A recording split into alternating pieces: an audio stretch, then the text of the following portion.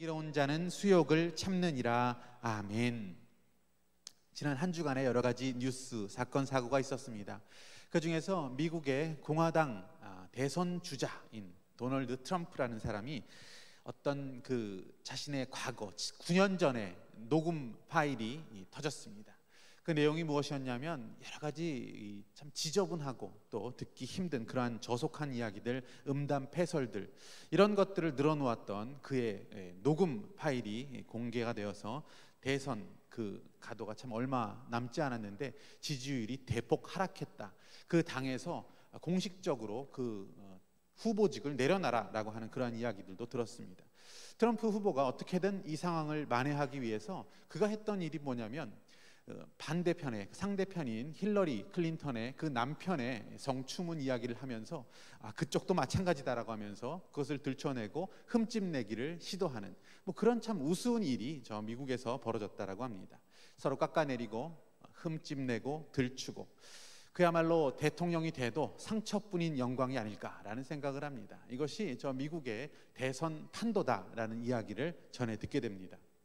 근데 이것은 비단 그 나라 그리고 대선에 국한된 이야기는 아니라고 생각합니다. 우리가 살아가고 있는 이 사회, 또 여러분이 속해 있는 공동체, 또한 여러분이 어떠한 조직과 질서 가운데 있을 때 거기에도 비슷한 일들은 계속해서 벌어지고 있습니다. 누군가 누구를 깎아내리고 흠잡고 트집잡고 서로도 높아지고자 하는 그러한 시도들, 그것은 어디에서나 사실은 볼 수 있습니다. 헐뜯고 서로 물어뜯고 하는 그런 모습들이 어디를 가나 사실은 발견되는 것이 이 세상 나라의 모습이라고 생각합니다. 이 세상 나라에 살고 있는 우리 하나님의 자녀들, 과연 그러한 이야기들, 그러한 서로를 힘들게 만드는 그러한 말들과 상처와 또한 억울함 속에서 과연 우리는 어떻게 살아야 할까? 무엇이 하나님의 지혜일까라는 생각을 해보게 됩니다. 이 세상의 많은 사람들 중에서 나는 늘 상처를 주고 다닙니다 라고 하는 사람은 별로 없지만, 나는 이런 상처를 받았습니다 라고 말하는 사람은 어디든지 언제든지 발견되는 것을 봅니다. 과연 이러한 상황 가운데 우리는 어떻게 살아야 할까? 지혜가 필요합니다. 그 지혜를 오늘 본문 말씀을 통해서 저희들이 좀 살펴보고자 하는데요. 15절 말씀 보시면, 미련한 자는 자기 행위를 바른 줄로 여기나 지혜로운 자는 권고를 듣느니라. 아멘. 자, 이 말씀을 저희들이 잘 좀 분석을 해봤으면 좋겠다는 생각이 듭니다. 여러분, 여기에 보면 미련한 자는 어떤 사람이냐면 자기의 행위가 바르다라고 생각하는 사람이 미련하다라고 성경은 이야기합니다. 자기의 행위가 바르다라고 하는 사람은, 그렇게 생각하는 사람은 미련한 자라고 성경이 이야기하고 있습니다. 그렇다면 지혜로운 사람은 누구겠습니까? 내 행위에 뭔가 문제가 있을 수 있다는 것을 인정하는 사람입니다. 내가 살아가면서 분명히 내가 바른 행위라고 생각을 하지만 여기에는 문제가 있을 수도 있다라고 그것을 솔직하게 인정하는 사람, 이 사람이 지혜로운 사람입니다. 그래서 이 지혜로운 사람은 15절에 보니까 누군가 권고했을 때 그거를 들을 줄 아는 사람이라고 15절에 이야기합니다. 이러한 부분이 문제가 있다라고 지적했을 때 이걸 내치고 이게 상처가 되는 것이 아니라 그걸 들을 수 있는 사람은 지혜로운 사람이다 라고 15절 말씀이 이야기하고 있습니다. 이 권고라는 것이 어떠한 종류의 것인지 저희는 잘 알 수는 없습니다. 아무튼 어떠한 권고가 있었을 때 이 권고가 좋은 것이든 나쁜 것이든 지혜로운 것이든 무엇이든 간에 그 지적에 대해서 내가 그것을 수용할 수 있는 자세가 되어 있는 사람은 어쨌든 지혜로운 사람이다라는 것이 15절의 말씀입니다. 여러분, 그 지적이 어쩌면 이상한 지적일 수도 있습니다. 그 지적 속에 비난이 섞여 있고 그 안에 어떠한 비판이 섞여 있을 수도 있습니다. 그 권고 안에. 그리고 그 권고가 정말 지혜롭지 않을 수도 있습니다. 하지만 권고가 우리에게 주어졌을 때 지혜로운 자는 그 얘기를 듣습니다. 그리고 그 이야기를 통하여서 자신을 돌아봅니다. 그리고 지혜를 얻습니다. 이 사람이 바로 지혜로운 사람이다 라고 15절 말씀이 그렇게 기록하고 있습니다. 미련한 사람은 어떻습니까? 다른 사람의 말을 들으면 발끈합니다. 화가 납니다. 아니, 지가 뭔데 이런 말을 해? 라고 반응합니다. 왜냐하면 내 행위가 바르다라고 생각합니다. 나는 바르고 내가 더 잘하고 너는 나보다 못해 라는 생각이 있습니다. 미련한 사람입니다. 누가 이야기를 하면 화를 냅니다. 상처를 받습니다. 발끈합니다. 이 사람이 바로 미련한 사람이다 라고 합니다. 즉각적으로 반응을 할 수도 있습니다. 아니면 이야기를 듣고 내 안에서 복수의 칼날을 갈고 있습니다. 언젠가는 내가 이것을 갚아주리라 라고 복수의 칼날을 갈고 있는 사람, 미련한 사람. 그것을 듣고 내가 뭔가 이야기를 하고 싶은데 내가 맞받아치기에는 배짱이 없습니다. 힘이 없습니다. 그래서 어떻게 합니까? 넘어집니다. 자빠지고 상처를 받습니다. 이 사람이 누굽니까? 미련한 사람입니다. 왜 그렇게 사느냐라고 이 성경이 우리에게 이야기하고 있습니다. 너는 누구든 너에게 그런 이야기를 할 수 있다는 것을 인정해라. 왜냐하면 부족하기 때문에, 나는 완전하지 못하기 때문에 그런 권고를 들을 수도 있다라고 생각해야 합니다. 성경은 심지어 지난주에 뭐라고 말씀하십니까? 개미에게라도 가서 배우라라고 말씀하십니다.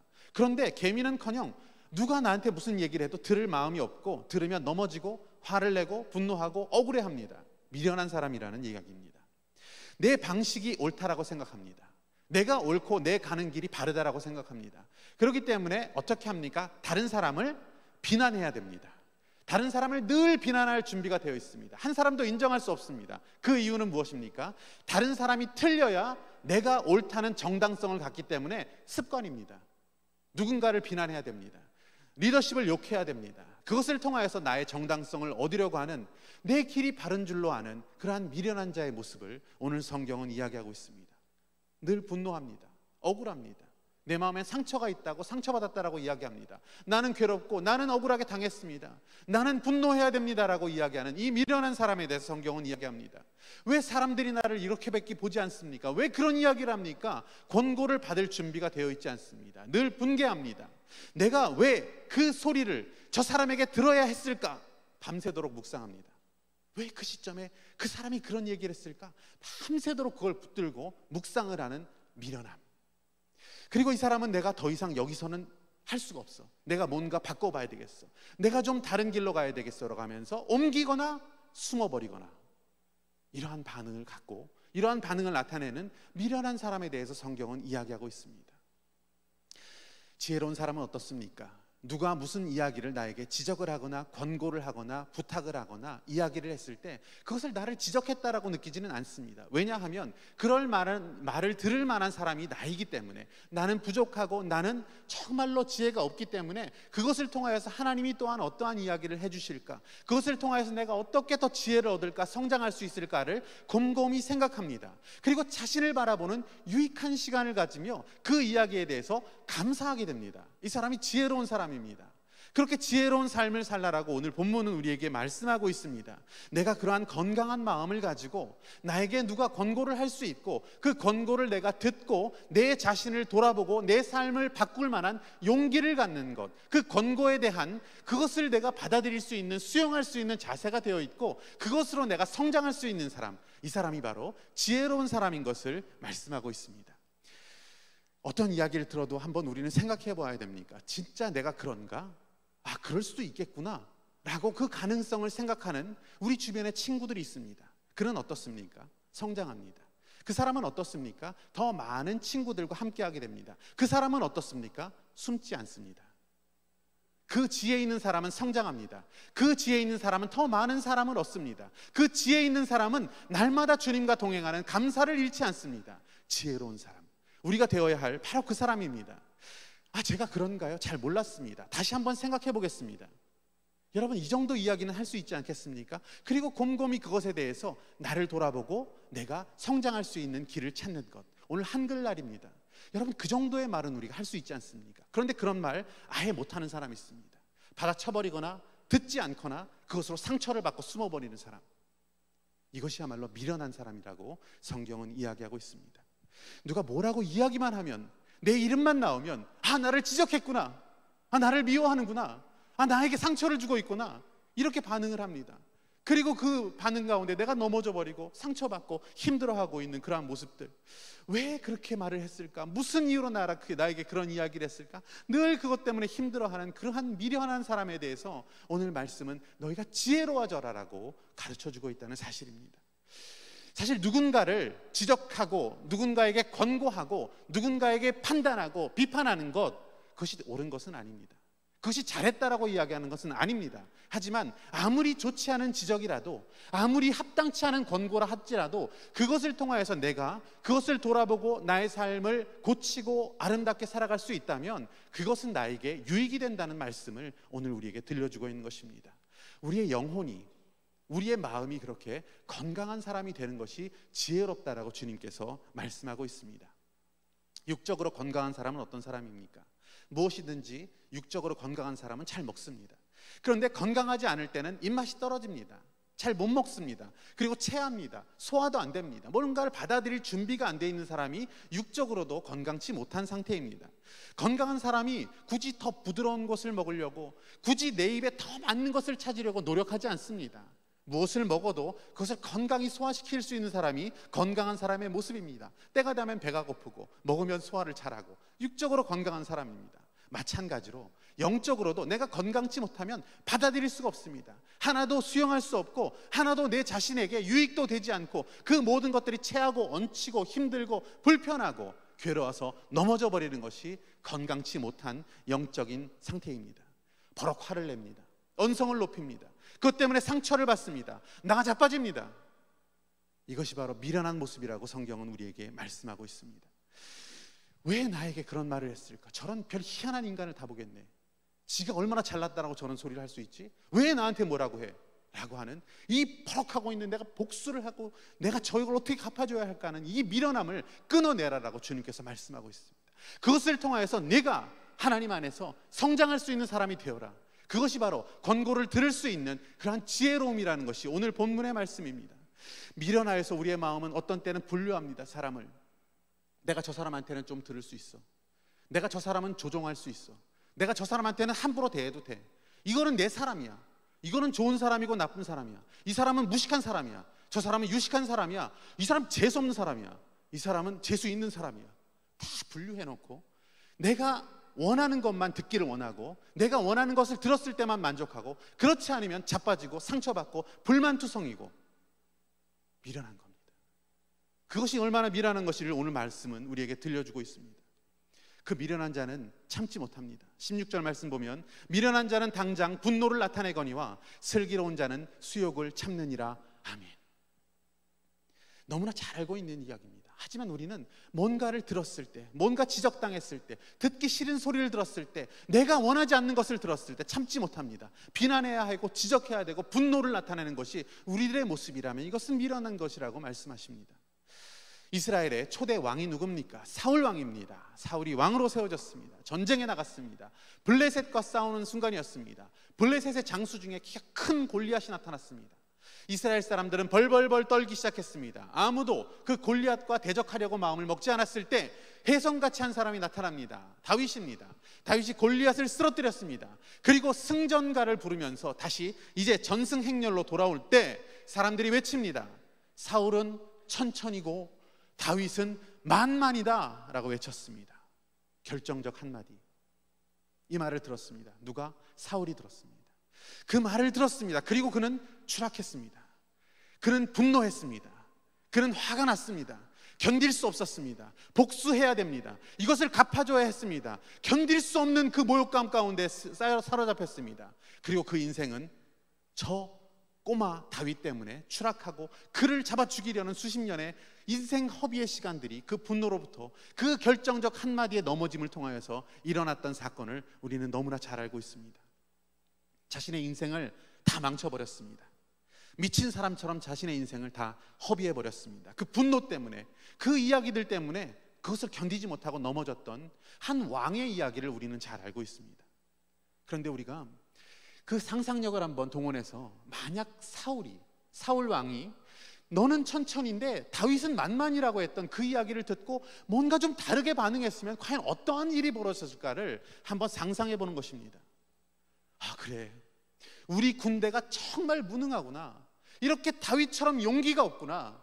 우리 군대를 이제 용맹스러운 다윗과 같은 군대로 만들어야 되겠다 라고 생각했다면, 그 이야기를 듣고 만만히요 천천히요 했을 때 다윗과 같은 인재, 아 정말 이 사람은 귀한 인재구나, 내가 이 만만을 죽인 이 다윗이라는 사람과 함께하고 그가 내 신하가 되었다는 것이 얼마나 감사한가, 내가 이제 모든 전쟁 가운데 승리할 수 있는 하나님이 붙여주신 사람이구나 라고 생각을 했더라면 사울이 어떻게 반응했을까요?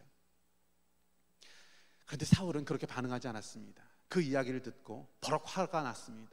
분노를 참지 못했습니다. 그리고 평생을 그 분노 가운데, 그 상처 가운데 그 인생을 망가뜨려 버리는 미련한 삶을 살고 말았습니다. 이것이 사울의 모습이었습니다. 분노라는 것, 그것은 파멸과 닿아 있습니다. 분노라는 것, 그것은 사탄의 영역입니다. 사탄이 기뻐하는 절망과 멸망으로 여러분을 이끌어갑니다. 그리고 사탄은 결국 그것을 통하여서 우리의 인생을 망가뜨려 버리는 그 미련함 가운데 내 인생을 내어줄 것인가, 아니면 지혜로운 자의 삶을 살 것인가, 우리 주님께서 이 선택을 우리 앞에 두고 우리가 과연 어떠한 삶을 살아야 할 것인지를 묻고 계십니다. 예전 교회에서 제가 대학 청년부를 담당할 때 그 청년 중에서 아주 순진하고 정말 착한 한 여자 청년이 있었습니다. 이 여자 청년이 있고 그 청년의 아버님이 안수 집사님이셨습니다. 이 여자 청년이 한 남자친구가 생기게 되었습니다. 교회 안에 남자친구였습니다. 그런데 이 남자친구에 대한 여러 가지 이야기들이 저에게 이미 있었고 또 들려오기 시작했습니다. 그것은 부정적인 이야기들이었습니다. 여러 가지 제보와 증거들이 왔는데 그것은 차마 여러분에게 다 공개할 수 없을 만큼 어마어마한 이야기들이 있었습니다. 여자 청년을 불러서 제가 이야기를 해주었습니다. 지금 사귀고 있는 이 청년에 대해서 이야기를 해줄 수밖에 없다라고 생각을 했습니다. 그래서 이야기를 했습니다. 그리고 판단은 자매님의 몫이니 그렇게 하십시오라고 이야기했습니다. 그리고 얼마 후에 안수 집사님이 저를 부르셨습니다.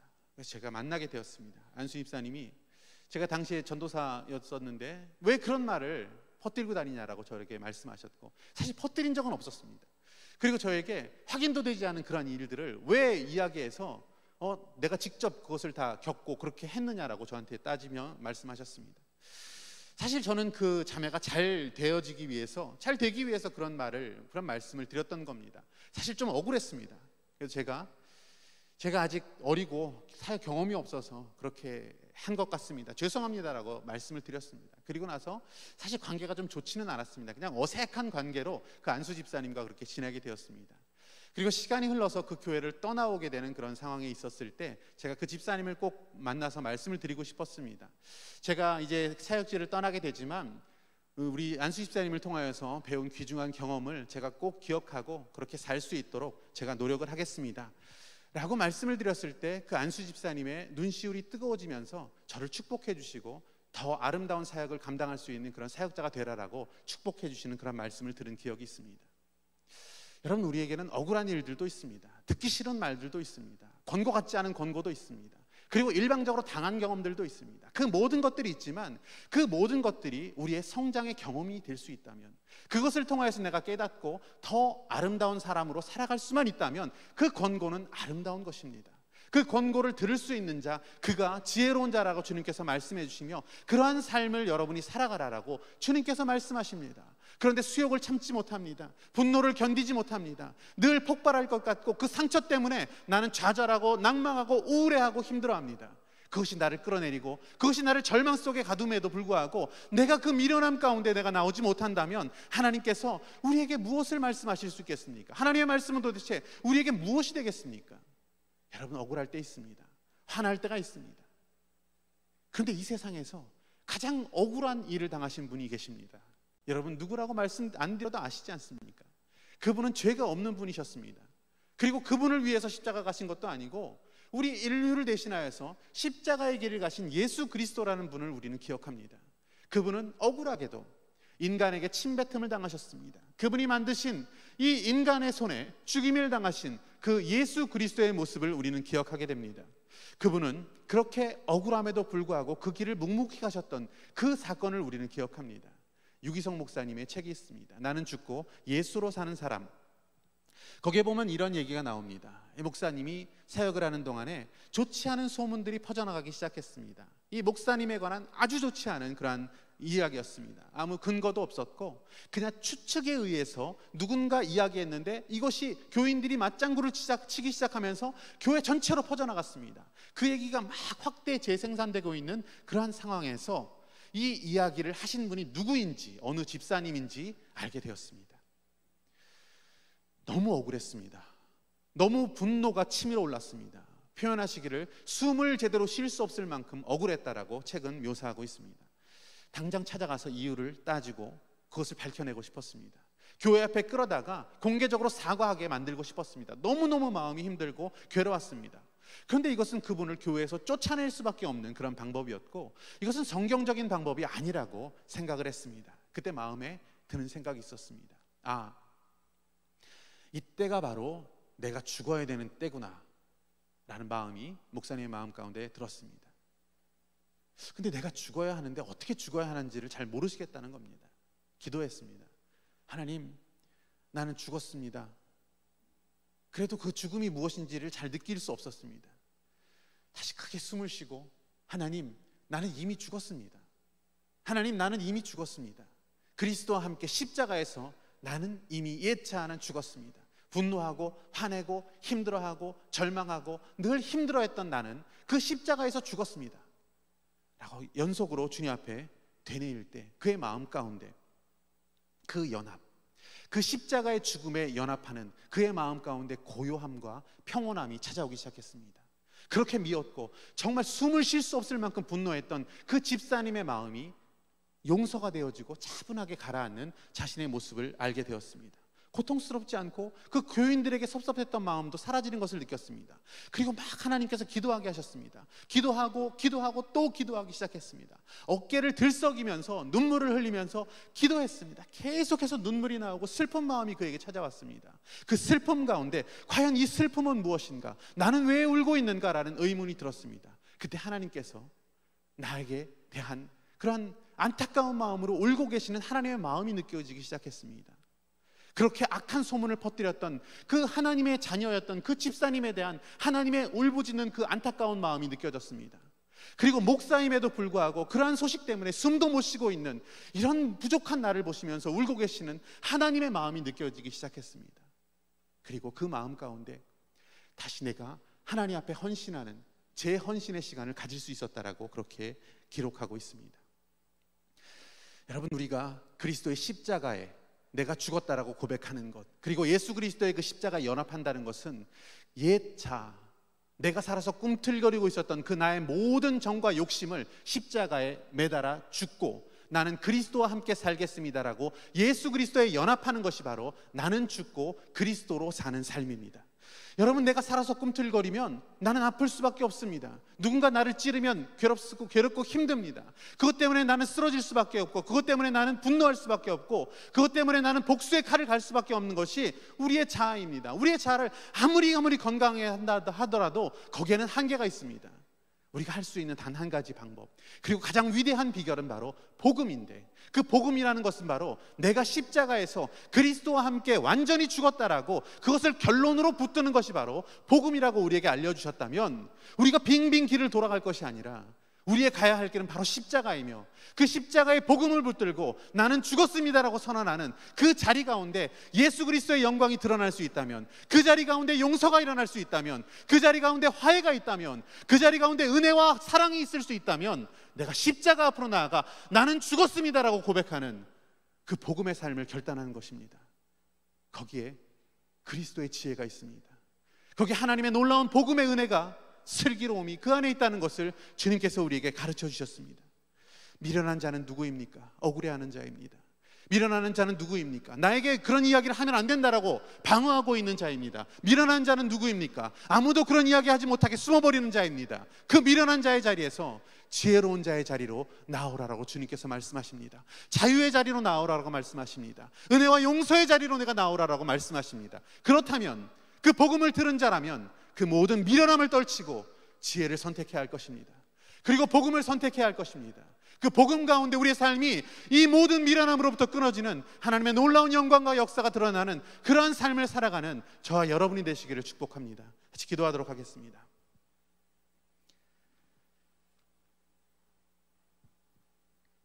우리는 이 세상 나라에 살고 있습니다. 이 세상 나라에서 끊임없이 이야기합니다. 비난합니다. 헐뜯습니다. 물어뜯고 끌어내립니다. 그래야 내 정당성을 마치 얻고 나는 위로받고 저 사람은 틀리고 나는 맞다라고 이야기하는 것이 뭔가 해결 방법이라고 생각합니다. 여러분, 과연 그럴까요?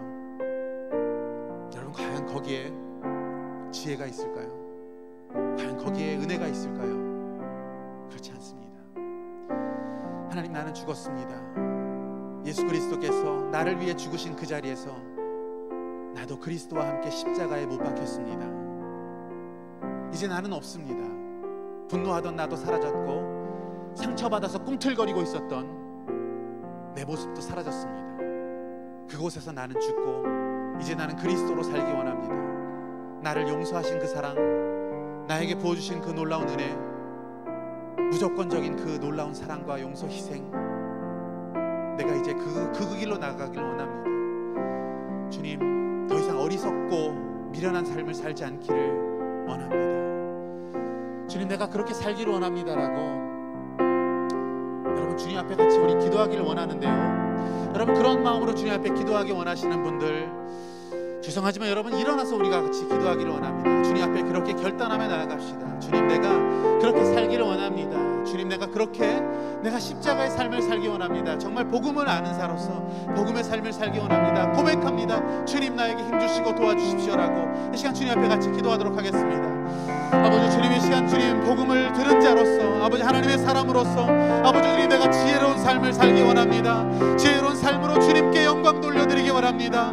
아버지 주님, 내가 그렇게 주님 앞에 나아갑니다. 아버지 주님, 믿음의 결단을 하기를 원합니다.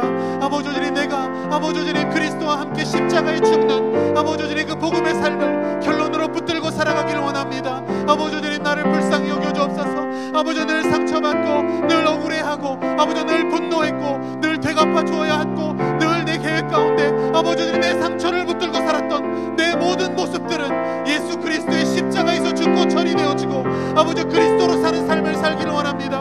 아버지 주님, 지혜와 그 슬기로운 삶을 내가 살기를 원합니다. 아버지 주님, 내 안에 미련함과 어리석음을 주님께서 용서하시고 아버지 주님, 이제는 돌이켜 십자가로 나아가는 그 복음의 지혜를 아버지 주님 내가 얻기를 소망하나이다. 주여, 내가 그 앞에 무릎 꿇습니다. 아버지, 나를 위해 죽으신 아버지 주님 그 모든 삶의 아버지 비결이신 예수 그리스도의 십자가를 붙듭니다. 주여, 나를 도와주옵소서. 주여, 내가 주님 그 길로 나아갑니다. 아버지 주님, 그 길 가운데에서 내가 복음을 들은 자로서 살아가기를 소망합니다. 아버지 주님, 믿음으로 주님 그 길 가는 아버지 주님 우리 청년들 주님께서 축복하여 주옵시고 그 길 가운데 함께 하시는 우리 주님을 고백하며 날마다 승리할 수 있도록 주여 도와주시고 함께하여 주시옵소서. 아버지 주님, 도와주옵소서. 저희들이 한 번 더 연하여 기도하기를 원합니다. 아버지 주님, 내 마음 가운데 아직도 아버지 주님 늘 아파하고 있는 부분들이 있습니다. 아직도 내려놓지 못하고 있는 내 자존심 때문에 늘 분편한 때가 너무나도 많습니다. 아버지 주님, 어떤 사람의 이야기를 들어도 아버지 주님 내가 그것을 인정할 수도 없고 내 마음 가운데는 늘 비판해야 되고 비난해야 되고 욕해야 했고 그것을 통하여 나의 정당성이 이루어진다는 그런 말도 안 되는 그런 생각 가운데 사로잡힌 아버지 주님, 나의 삶 가운데 내 인생은 상처와 아픔으로 물들었고 사울처럼 그렇게 아버지 내 인생을 허비하고 있는 나의 분노를 주님 용서하시고 내 어리석음 가운데 내가 해방되어지기 원합니다.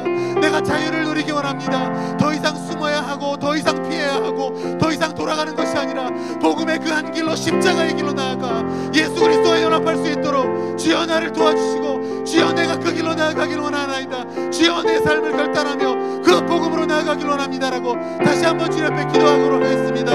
아버지 주님의 시간 내가 주님 앞에 아버지 주님 더욱더 지혜로운 아버지 그 길로 가기를 소망하나이다. 아버지 주님 내 삶을 통하여서 아버지 그렇게 지혜로운 삶이 아버지 나에게 주어지기를 주님 이 시간 주님 앞에 간구하며 나갑니다. 주여 나를 도와주옵소서. 주여 나는 죽고 그리스도로 사는 그 지혜를 알게 하여 주옵소서. 그 지혜를 고백하게 하여 주옵소서. 그 복음을 내 삶 가운데 실천하는 아버지 그런 지혜로운 삶을 주여 살아갈 수 있도록 도와주옵소서. 더 이상 미련함과 더 이상 주님 욕을 참지 못하는 더 이상 분노하고 있었던 내 모습들이 아버지 주님 이제는 변하여 하나님을 찬양하는 입술로 주여 용서하는 삶으로 화해하는 삶으로 화목하는 삶으로 은혜의 삶으로 나아갈 수 있도록 주여 나를 도와주옵소서. 주여 나를 변화시키고 새롭게 하여 주옵소서. 하나님 말씀으로 아버지 주님 은혜로 나아갈 수 있도록 주여 나를 축복하여 주옵소서.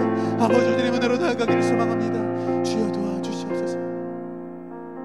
하나님 감사합니다. 지혜의 말씀 잠언을 통하여서 아버지 주님 내 행위가 더 지혜롭다라고 생각했던 그 모든 미련함 가운데 내가 마땅히 권고를 들을 만한 자이며 또한 그 권고를 통하여서 내가 더욱더 십자가 앞에 나아갈 수 있는 그 지혜로운 삶을 주님 우리가 깨닫기를 원합니다.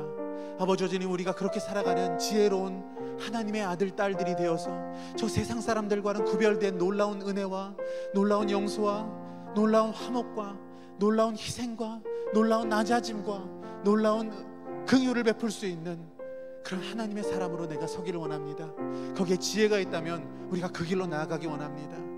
십자가 그 지혜를 우리가 배우기를 원합니다. 아버지 주님, 그 지혜 가운데 나아갈 수 있도록 주님 우리에게 힘을 주시고 깨달음을 주시고, 아버지 주님, 매일 그 십자가 앞에 무릎 꿇는 그 귀한 십자가 영성을 우리에게 허락하여 주시옵소서. 그리하여 우리가 복음으로 살아 우리 하나님을 영화롭게 하고 예수 그리스도의 이름을 드높이는 축복된 인생 살아갈 수 있도록 우리의 삶을 주님께서 정말 그 지혜로 채워주시고 함께하여 주시옵소서.